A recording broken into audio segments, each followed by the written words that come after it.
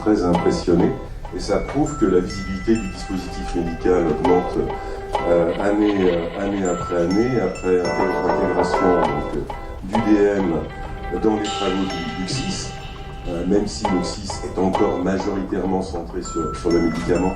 Donc Philippe Chêne, président du SNITEM, donc le syndicat du dispositif médical, et président de la société Wincare, qui est une société française spécialisée dans la mise à disposition de produits à destination des patients en perte d'autonomie, perte de mobilité à risque d'escarre.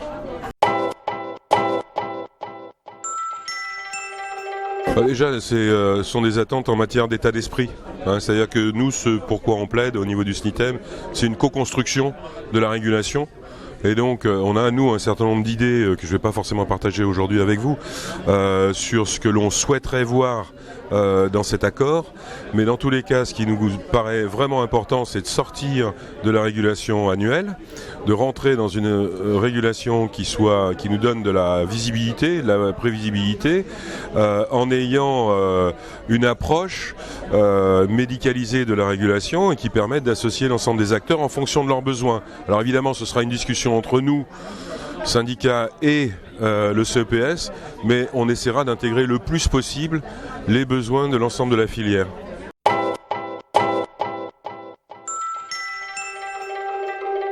Alors, les négociations sur l'accord cadre n'ont pas véritablement encore commencé, pour des raisons qui ne tiennent pas au SNITEM et à l'industrie, mais qui sont liées au fait que le CEPS a été en vacances, à la fois vacances de poste, vacances de pouvoir. Donc à la fois le poste de vice-président du CEPS pour la partie dispositifs médicaux n'a pas été pourvu rapidement.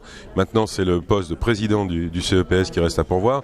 Donc c'est un délai, on va dire, lié à l'administration. Par contre, nous, on est en train de travailler avec nos équipes sur les propositions que l'on fera. Donc on est prêt à démarrer ces négociations.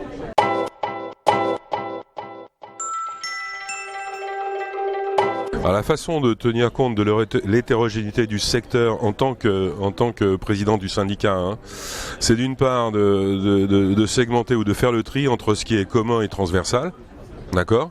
Et puis ce qui est lié aux problématiques de différents secteurs.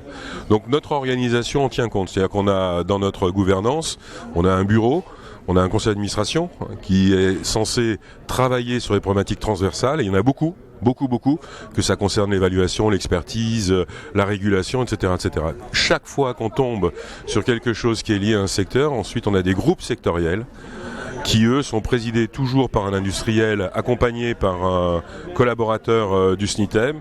Et c'est à l'intérieur de ces groupes sectoriels qu'on va préparer les négociations et les réponses aux challenges ou aux défis qui nous sont lancés par l'administration.